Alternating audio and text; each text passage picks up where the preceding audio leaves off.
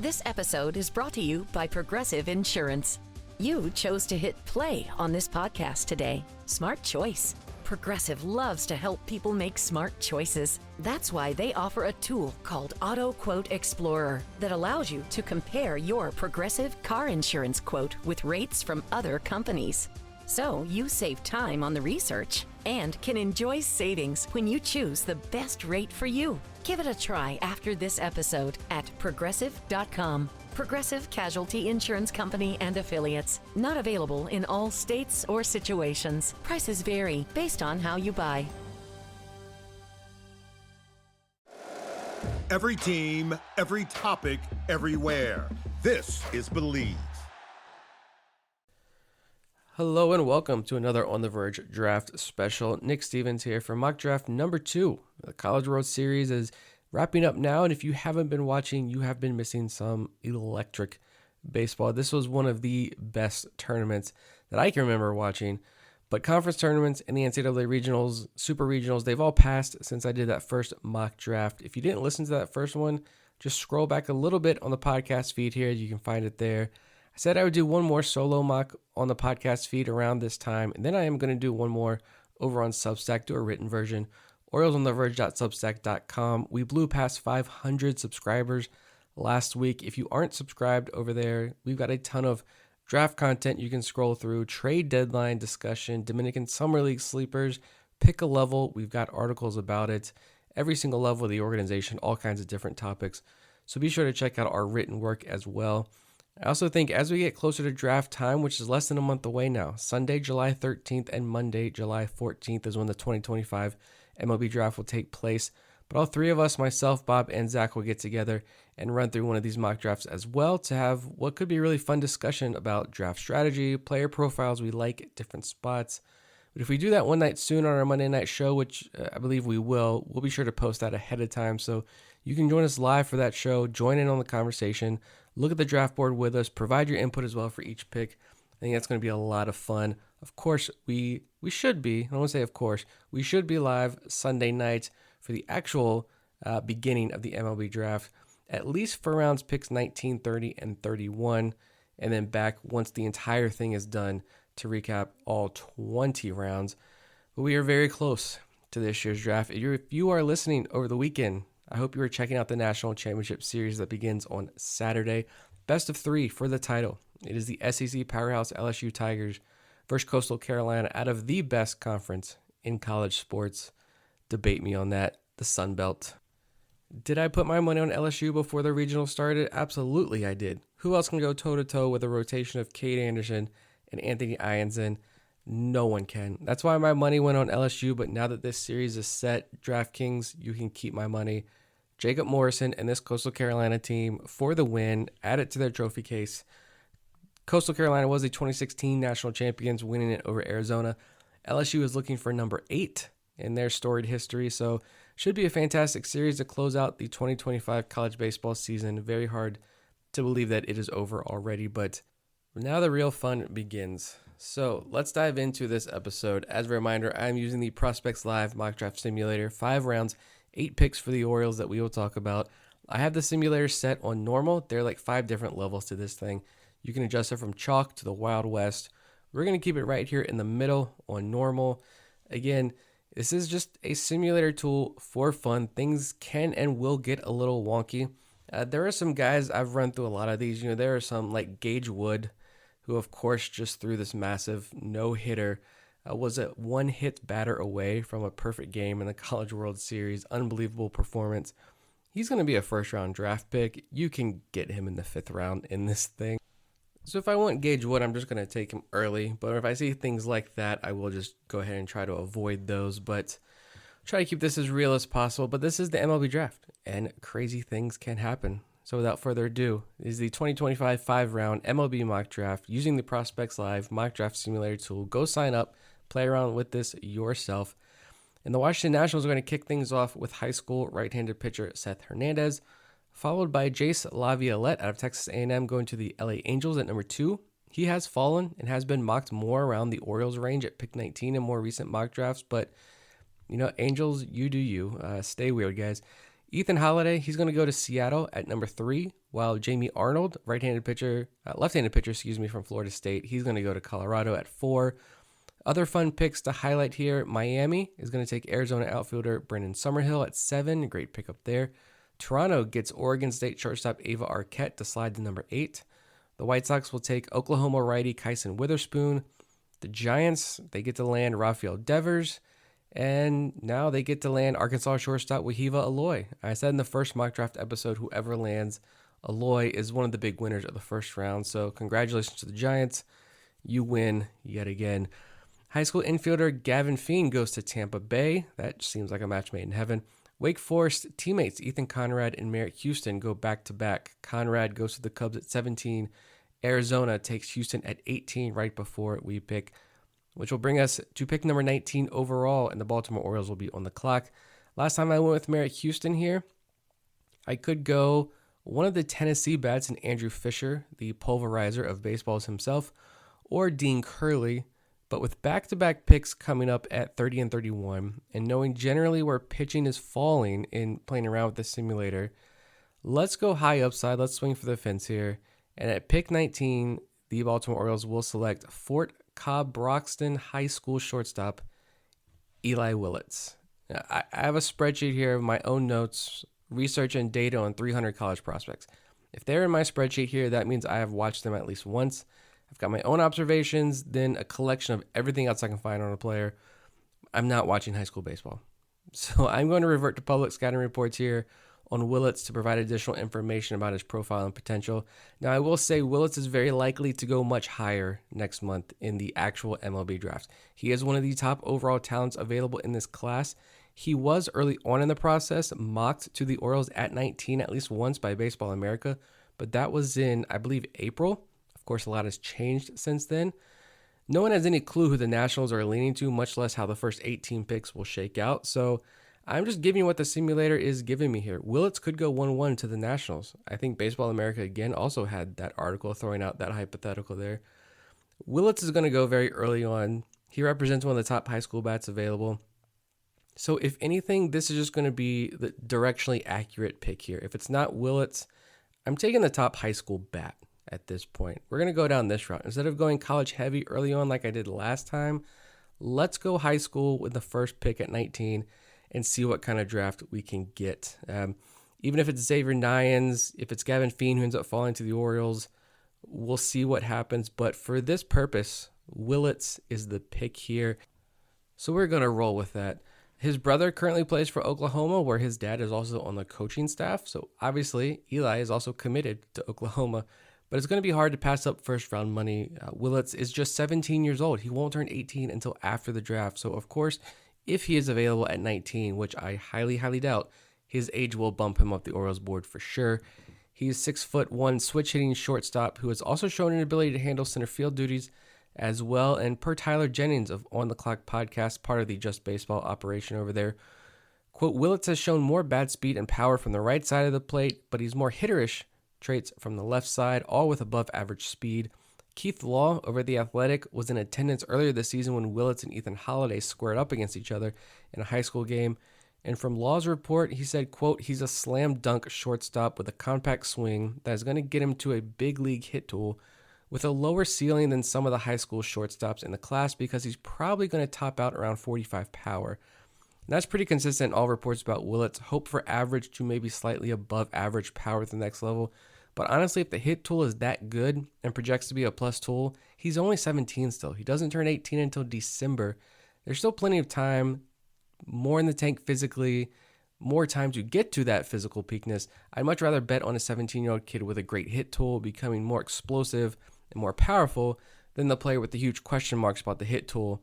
And after seeing how the Orioles have attacked the draft in recent years, I feel like when it comes to hitters, a lot of people would also prefer that in this situation. But also, according to Keith Law, Willits projects to be a 70 or better grade defender up the middle at the next level. Again, I highly doubt Willits is here at this spot in July, but he was for this exercise. And if it's not Willits, depending on how the board falls and, of course, who the Orioles may be targeting in later rounds, remember the most important variable in all of this that is completely unknown to us as fans is the money, the signing bonus demands of players. But going high upside, high school bat first looks like a pretty intriguing option considering who will be available with the next couple of picks. So moving along, after we take Willits at 19, the Brewers grab Andrew Fisher at 20. Texas A&M or Texas outfielder Max Blue goes to Atlanta at 22. Seeing teams go high school heavy here. Now before Arizona, maybe a bit of a reach. They go Vanderbilt left-handed pitcher J.D. Thompson. Good pick, but 29 overall seems a bit aggressive there. But that will bring the Orioles back up for 2 straight picks again at 30 and 31.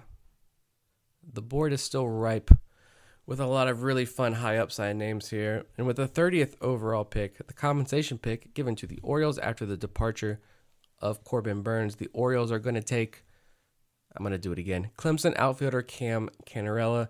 I'm going back to the well here again with this pick, and I promise I'm going to mix in different names from the first go around. But if Cannarella is going to continue to be here at pick 30 and 31, I'm going to keep taking him.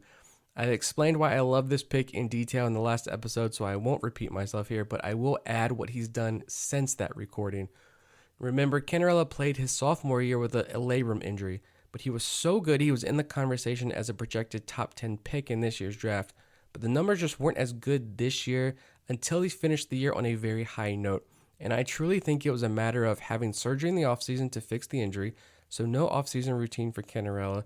Then he had to work his way back, and I'm sure Clemson protected him a bit to make sure he was healthy for an NCAA tournament run. And if you were a team who was high on Cannarella coming into this year, I think you have to feel really good about seeing him in the year on a high note. And here's what he did between the ACC tournament and the NCAA tournament. He played in 7 games, 15 total hits, with at least 1 hit in each of those 7 games, 3 doubles, 3 home runs, 3 walks to just 5 strikeouts. He had a fantastic final 2-3 weeks of the season there. He's a premier defender. He's shown an ability to be a real threat on the bases before the injury and was one of the top contact hitters in the country before the chase and whiff and in-zone contact numbers did take a step back this year. But again, if you're happy with the medicals and the bat speed and everything's checking out, I firmly believe you buy the dip here with Cannarella. We're going to go to pick 31 overall now, the compensation pick given to the Orioles after the departure of Anthony Santander. The Orioles are going to select Tennessee middle infielder Gavin Killen. And we go high upside high school shortstop first. Buy the dip on one of the top center field defenders in the class who was in the conversation of the top 10 pick at one point. And now we strengthen up the infield in this system even more with a higher floor SEC infielder. But this isn't just a high floor pick here with Gavin Killen. There's a big ceiling here. And whatever questions there are about Killen and his potential, the hit tool is strong. We also have, looking at the rest of the board here, LSU's Daniel Dixon was available, Coastal Carolina catcher Caden Bodine, UVA's Henry Godbout, Florida State's Alex Lodis, all available. If you've been following my draft coverage, you know I stan Alex Lodis. But I give Killian the edge here with a stronger hit tool, legit power potential, and what I think ends up being a higher ceiling among this group. Killian is a 21-year-old left-handed hitter who was okay at Louisville for his first 2 years, but he transferred to Tennessee this year and the bat took off. 53 games for the Volunteers, Killian hit .357 with 13 doubles, 4 triples, 15 home runs, and 138 WRC+. He had a 12.2% walk rate to an 11% strikeout rate. He had just 9 home runs with a 3% walk rate and pretty much the same number of at-bats last year at Louisville. So the bat clearly taking a tremendous leap forward this year. Scouting reports put a 55 hit with 50 power, 50 fielding grades on him. The exit velos are good, not outlandish, but he's cracked 112 miles per hour at least. That's at least what I have noted here. In-zone contact rate north of 90%. And the most notable adjustment he made at Tennessee this year was showing more patience. He was more of a free swinger at Louisville and in the Cape Cod League last summer, but he cut the chase and overall swing significantly. His chase rate went from 35% last year to 19% this season. According to Baseball America, it was the second biggest improvement in the country. He did have to share an infield with Dean Curley, so played more second base, but he's a strong defender at shortstop. I've seen some make the argument he could be a top 10 pick in this class, and I'd buy it. I've also seen many believe that he is perfectly slotted for this 30 to 35 range. It all depends on how aggressively a team pursues him and how much they fall in love with him and how high they are on his power potential. But I like that we're stockpiling hitters here, not only who are sound defensively with defensive versatility, but strong hit tools and good power base with real potential for more. Obviously, all of them have plenty to develop and work on, but none of them are going to require like 2-year full-on overhauls of their swing, like a Vance Honeycutt, like a Dylan Beavers. We're switching it up a bit here, and instead we're taking guys who already have a pretty firm base with this hit tool. Good solid floors, but not floors, a la Griff Farrell. Like, there's no ceiling there with Griff Farrell. With Canarella and Keelan, both bring a higher ceiling to their profile. I look at these 3 picks, and I suddenly feel much better about the hitting side of this minor league system as well. Of course, we don't draft for need in the MLB draft, but I would like to see some stronger bats up here at the high A and double A level. So we're working on that with these first few picks here. We're going to move on now to round 2. After we take Canarella and Keelan there, Boston is going to take the previously mentioned Caden Bodine at pick 33. Henry Godbout goes to the Mariners at 35. The Dodgers go pitchers back-to-back at 40 and 41. Just stockpile more guys that are just going to get hurt. Lefties, Zach Root from Arkansas and Cade Obermueller from Iowa. Hot take here, I'm not a Zach Root guy at all. I'm perfectly fine if the Orioles bypass him in the real-life MLB draft. The Marlins are just going to clean up here. They get Brendan Summerhill in round 1, and then they're going to take Arkansas outfielder Charles Davelin at 43, and Tennessee right-handed pitcher A.J. Russell at 46. 2 great pickups. Alex Lodis goes to the White Sox. I am sorry, Alex. Anthony Ianson to the Rockies at 45. I'm even more sorry, Anthony. Some recent talk over at Baseball America that Ianson could possibly sneak into the back end of the first round. I would not be mad if the Orioles take him at 30 or 31, but he goes 45 overall here. Pirates at pick 50 take who I was targeting with the next pick. That is Michigan State left-hander Joseph DeZerwa. Chase Shores, another 6'7", 6'8" arm in this class, who I took in the last mock. He goes to Texas at 52. Watching him pitch for LSU in this College World Series was pretty awesome, hitting 101, 102. Cade Anderson cemented himself as a top 10 pick, maybe top 5 if teams are smart. And then Chase Shores comes in right after him in a game earlier on this week. A little wild, of course, but sliding up the radar gun. Found his groove, screwed with hitters' minds, flipping in mid-80s sliders, and then going back to 101 up in the zone. Hit probability of 0.001%. Just a nutty performance. The Rays are going to take another fun pick here in Oregon outfielder Mason Neville. Neville's overall game improved drastically this season. A lot of power in the bat. And then St. Louis gets Tennessee right-handed pitcher Marcus Phillips. I love Phillips long-term. Probably another hot take here, but long-term, I like Marcus Phillips over his teammate Liam Doyle. But if you hated to watch what runners did on base when Corbin Burns was pitching in Baltimore, Marcus Phillips will drive you insane. Creed Willems is going to look like Enrique Bradfield Jr. out there with Marcus Phillips on the mound. That gives you an idea of what it's like for him to hold runners.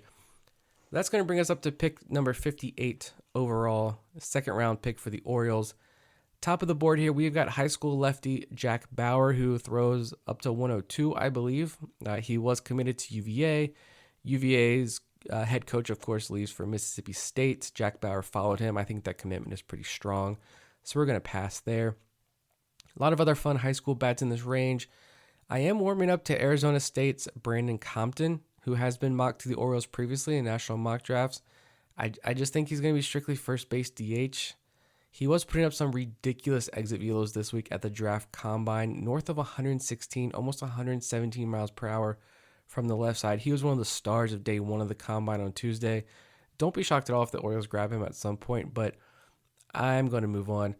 I took Southern Miss righty J.B. Middleton in the last mock draft, so let's switch it up here and talk about someone new. Let's continue to strengthen this system up the middle. Probably more of a project pick here than some people would like. And I know some people are probably screaming for pitcher right now, but I promise the pitchers are coming. I want to strengthen the bats in the system again.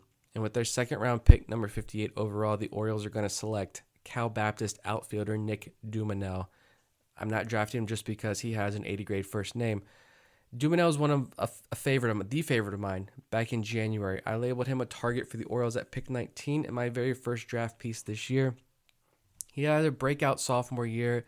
Wasn't quite able to build on that successful campaign. Did have a good year this year, but just wasn't great. He didn't take it to the next level. He didn't take it to that level you'd want to see a potential first-round pick make against smaller school competition. But again, still a quality year. And after his draft combine performance, he was another standout this week at the Combine. I wouldn't be surprised to see his name start creeping back up a bit again as we get closer and closer. More teams who were maybe high on him to begin with, or I'm not going to say teams, more outlets, more evaluators, more Twitter folk that were high on him beforehand and maybe backed off a little bit as the 2025 season rolled around. I think after the Combine performance, they start looking at him a little bit more again. The love for Nick Dumanel will return. He is a 6'2", 205-pound right-handed hitting center fielder who had a monster sophomore year, 19 home runs, 19 doubles, a 12% strikeout rate, 362 average, a 168 WRC plus, and he proved it wasn't a small school thing by going out to the Cape Cod League where he hit 16 extra base hits with an 866 OPS, was also 26 for 27 in stolen base attempts. This year at Cal Baptist, Dumanel hit 360 with 10 home runs, a 144 WRC plus. The walk rate climbed to over 10%, but the strikeout rate also took a pretty big jump up to 19%. Contact rates also took a slight step back, but he showed off the stolen base ability that he did in the Cape Cod League. He had 27 stolen bases this year. And with the group of hitters we've already taken up to this point, I don't really have an issue getting a little bit riskier with the Dumanel pick. There are hit tool concerns and concerns about his ability to handle breaking balls, but it is a true 5-tool potential profile. The bat speed and quality of contact check the right boxes. He was also, again, a winner from the draft combine.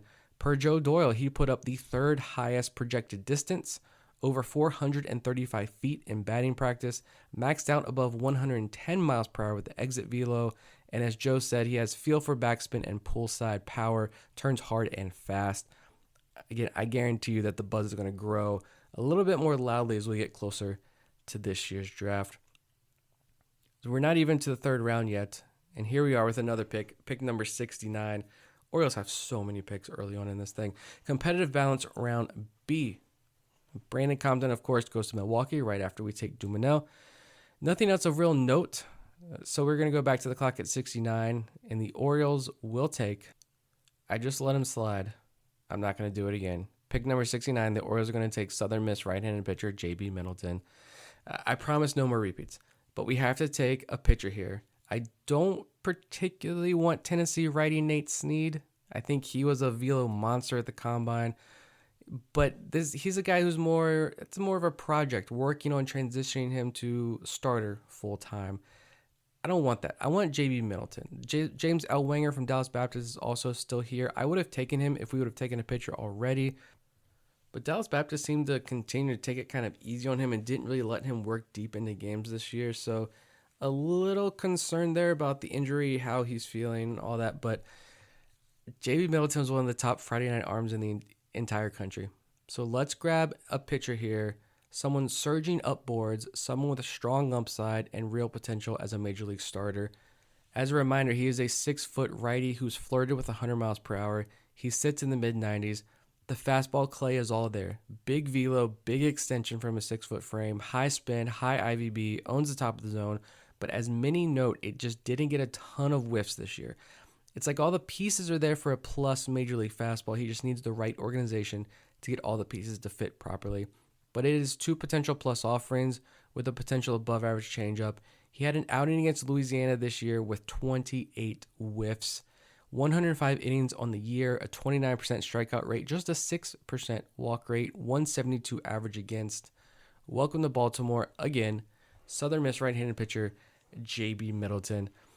So we're now 5 picks into this thing, and I'm going to take a little break. When I come back from the break, we're going to wrap that up with our final 3 picks. But to recap so far, round 1, pick 19, high school shortstop Eli Willits. Pick 30, Clemson outfielder Cam Cannarella. Pick 31, Tennessee middle infielder Gavin Keelan. Pick 58, Cal Baptist outfielder Nick Dumanel. Pick 69, right-handed pitcher out of Southern Miss, J.B. Middleton.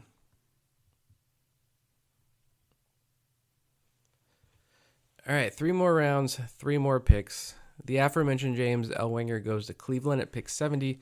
Nate Snead goes to Kansas City at 71. The Rockies grabbed 2 very fun picks at 74 and 77. Florida State power-hitting outfielder Max Williams and Wake Forest right-handed pitcher Logan Lunsford. Such a smooth, pretty delivery for Lunsford. Very calming to watch him pitch. Giants land another great pick at 85 in the third round with Fresno State third baseman Murph Gray. Tampa Bay gets Texas A&M lefty Ryan Prager. Again, remember, Prager was drafted by the Angels in the third round last year. Very shockingly said no thanks, as you rarely see early round picks not signed, but we are in a new era of college sports, and the Angels are the Angels, so Ryan Prager went back to Texas A&M, had himself an okay year. But in this scenario, he gets to go to the Rays now, so congrats to Prager. The other Lodis cousin, Georgia Tech's Kyle Lodis, goes to Seattle at 91. And then right before Baltimore is up again, Arizona takes a guy I've loved in college, but I just don't think he's been able to take that step forward he needs to, and that is Texas shortstop Jalen Flores at 92. So the Baltimore Orioles are going to be back on the clock here at pick number 93 overall, third round. Top of the board, we've got a bunch of high school prospects. We have Dallas Baptist righty Michael Bucknam. We've got Arizona State left-handed pitcher Ben Jacobs. Arkansas third baseman, the Aussie Brent Iredale. Northeastern's Cam Maldonado. Could be interesting as well. I do want one more bat before we close this out with a couple of pitchers. I want one more bat, and we're going to go with their third round pick number 93. The Orioles will take Michigan State infielder Mitch Voigt. Voigt was actually a two-way player for Michigan State, but mainly focused on hitting this year, where the bat really took off. He's just 20 years old. He's a 6-foot right-handed hitter. He does have some defensive versatility in his game, but he's been on record saying that he loves second base, and that if he could choose, he would choose to play second base full-time. Numbers this year at Michigan State, 14 home runs for a second straight season, but this year, while matching his 14 home runs, he saw the strikeout rate drop from 22% to 13%. The walk rate went from 8% to 15%. He hit .346 with a 157 WRC+, which was about a 46-point bump from last season, and he chipped in 14 stolen bases as well. Baseball America recently put out an article looking at the best power, chase, and contact numbers in the country among college draft prospects this year. Just 10 hitters in the country put up average or better numbers in all three categories, meaning they're the most well-rounded hitters in the country, and Mitch Voigt was on that list. 80% contact rate, 22% chase rate, a 106.1 98th percentile exit velo. And that 22% chase rate was a 9% improvement compared to 2024, one of the biggest improvements in the country. His max EV was up to 112 miles per hour, and a sub 10% swinging strike rate. Again, the end zone contact rate approaching 90%. Looks like maybe a little trouble catching up with velo.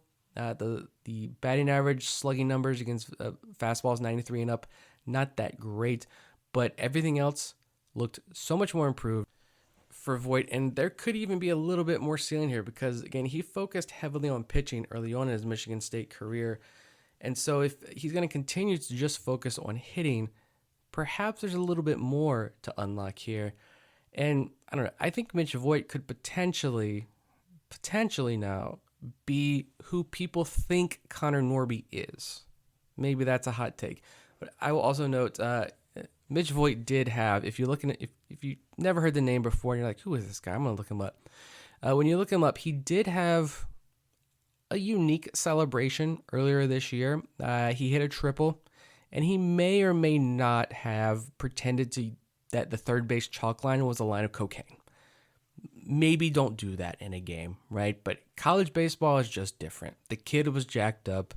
You live and you learn. We'll let that pass when you're one of the more well-rounded hitters in the entire country. Moving on to the fourth round here, before we go deeper into that storyline. The Orioles are back up at pick number 124 overall. We are in the fourth round here. No real targets of mine taken through the third or fourth round, so two arms we could go with here that I like. We've got Miami right-handed pitcher Griffin Hughes. St. Bonaventure right-handed pitcher Michael Salina is also available. Love that arm, but he just had Tommy John surgery, so we're not going to go there. The other arm here, as much as I like Hughes, I'm going to go with pick number 124 in the fourth round. The Orioles will take Oklahoma State right-handed pitcher Sean Youngerman. And when I watched Oklahoma State earlier this year, I didn't get the greatest look. It was rainy weekend series, shortened games, one got canceled. Oklahoma State's season was kind of a disaster in many ways, but a lot of that was out of their control. And I said in my write-up of that series over on Substack, come draft time, I'm still hunting these Oklahoma State players. Even right-handed pitcher Gabe Davis, who was supposed to be one of the stars of this team, he completely disappeared this year, was taken out of the rotation early on, just stopped pitching, was really a mess. And then he goes to the combine, is pumping like 96, 97 miles per hour. Huge numbers there. But let's talk about Sean Youngerman, who the pick is here. He is a 6'3", 230-pound righty. He turns 21 in July. Spent 2 years dominating the NAIA ranks. Then last summer, he goes to the Cape Cod League, where he put together a 2.55 ERA in 24 innings with 33 strikeouts and 10 walks. Very impressive campaign for an NAIA arm in the Cape Cod League. 2025, he transfers to Oklahoma State, where he throws 52 innings both as a starter and reliever, a 2.08 ERA, a 191 average against, 29% strikeout rate, and the best out of all, a 3.9% walk rate. So we've got two pitchers here who don't have the control issues. J.B. Middleton had a 6% walk rate last year. Sean Youngerman puts up a sub 4% walk rate. He's proved his stuff was for real in the Cape, successfully made that jump to the Big 12. He has age on his side, which will of course help boost him up draft boards. I also love this line from Joe Doyle in his write-up of Youngerman. He says, quote, "For some, development isn't early or linear. Sometimes it takes some blossoming at the JUCO level before talent can truly shine through." And shine through it did for Youngerman. Youngerman's fastball is his prized tool. And I'm quoting a good follow on Twitter here, Kareem, at Kareem SSN. He hosts Birds on the Farm podcast, a St. Louis Cardinals prospect and draft podcast. And Kareem notes that Youngerman's fastball sits 93 miles per hour. It topped out at 96.4 with 22 inches of induced vertical break, 10 inches of horizontal break. He has an 84 mile per hour changeup with tumble and an 85 mile per hour gyro slider that does need some polish, but he mainly relied on his fastball in college, using it 70% of the time, but it is an elite pitch. He's got a big frame. The delivery doesn't show really any of the typical markers of that potential relief arm, right? He's got the high arm slot. It's a repeatable delivery, no head whack, no real extreme effort, and also some really just great stories about the chip on his shoulder throughout his career. Just constant desire to prove everyone wrong. Also extremely touching stories out there about he wears a chain around his neck in games, but it includes pieces of his mom's jewelry who passed away from cancer, and how that chain is always that constant reminder of his mom when he's out there on the mound. Just, again, beautiful stories. Can't quantify some of this stuff, but give me the guy who doesn't have a ton of mileage on his arm right now, but he's proven it at multiple levels. Look at what Cohen Aiken is doing in the system right now. Not comparing them as pitchers. They have different stuff. They have different profiles. But the Orioles have been able to dig deep into the NAIA ranks and find some really intriguing arms. Guys who are having success. Cohen Aiken's finding success at the AA level in his first year of pro ball. Youngerman was able to take that jump, that middle jump into the Big 12 here at least, and find success. I think there's even more in the tank if you can work on the secondaries to pair with one of the top fastballs in this year's draft class. So the off the field and the intangibles appear to be off the charts. This is someone you bring in, you expand the repertoire just a bit and watch him take off in your system if all goes right. All right, 5th round, last pick. Everything is going well here as this board falls until we get to pick 147. Texas A&M left-handed pitcher Justin Lampkin goes to the Rays. Vanderbilt outfielder R.J. Austin goes to Boston. Charlotte right-handed pitcher Blake Gillespie, Mr. No-Hitter himself, goes to the Twins. Florida infielder Blake Sire goes to the Cardinals. And then one of my favorite picks in this class, George Mason outfielder James Quinn Irons goes to the Mariners. He's going to be a big get for somebody. And then Coastal Carolina's righty Jacob Morrison goes to Arizona. So Arizona prevents me from making another repeat selection because this pick would have been Morrison 100%. But I already feel bad enough for repeating 2 picks instead of using that opportunity to talk about some new names. But that should show you how high I am on Canarella and J.B. Middleton specifically. But we're going to go down to pick number 154 overall, 5th round. The Orioles are going to take another pitcher here, and we're going to have some fun with this one. We're going to take Abilene Christian right-handed pitcher Dominic Reed. Reed is a 6'3", 200-pound righty. He started his career at Oklahoma State. What's an Orioles draft without numerous Oklahoma State connections? But he didn't pitch but 4 innings as a freshman, Had a good summer on the North Woods League that summer. Returned to Oklahoma State, still didn't see much time, just 15 innings, 23 strikeouts. So he transferred to Abilene Christian this year where he made 15 starts, 88 innings on the year, a 3.26 ERA, 31% strikeout rate, a 7.5% walk rate. I wrote about Reed back in April after watching the starting at Sacramento State where he struck out 8 in 6 innings. It was a steady rain for that entire game, but the command was still impressive. He puts the fastball wherever he wants. That's kind of his pride and joy, that fastball command.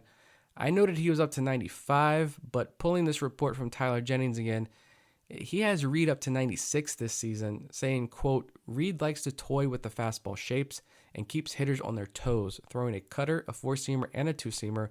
All three variations sit in the low 90s, peak at 96, and he holds velo incredibly well.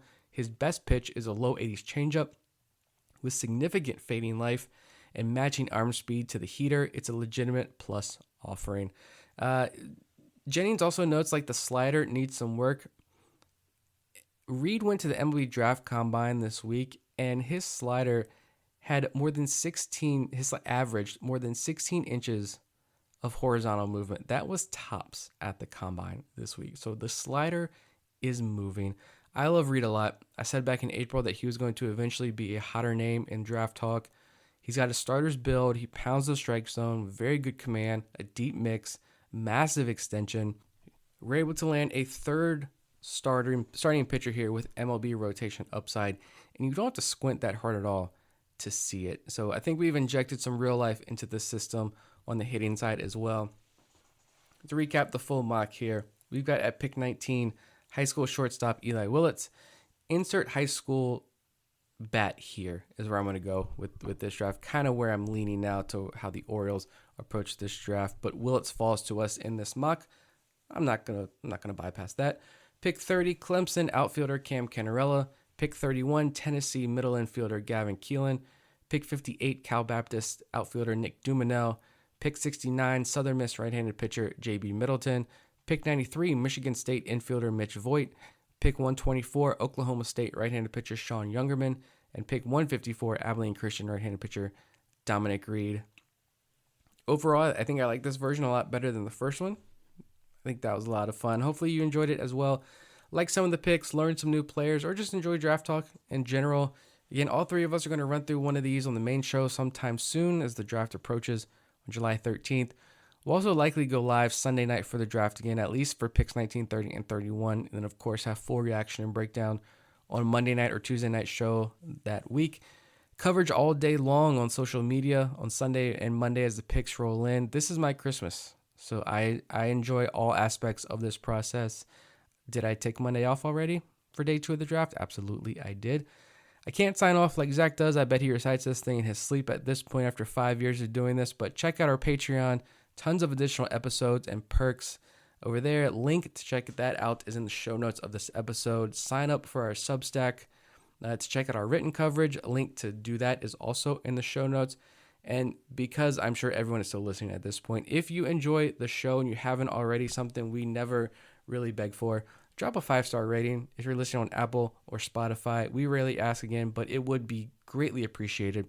And it's a completely free and easy way to support your favorite shows. So thank you again. Thanks for listening, and we'll see you all Monday night for our main show. Craftsman Days are here at Lowe's with big savings on the tools you need. Right now, get a free select tool when you buy the Craftsman V20 2-pack battery kit. Whether it's the backyard, the bathroom, or beyond, Craftsman has the tools to help you power through and get the project done right. Because DIYing is unpredictable, but your tools shouldn't be. Shop Craftsman at Lowe's today. Valid through 7/9 while supplies last. Selection varies by location. Maximum initial battery voltage measured without a workload is 20 volts. Nominal voltage is 18.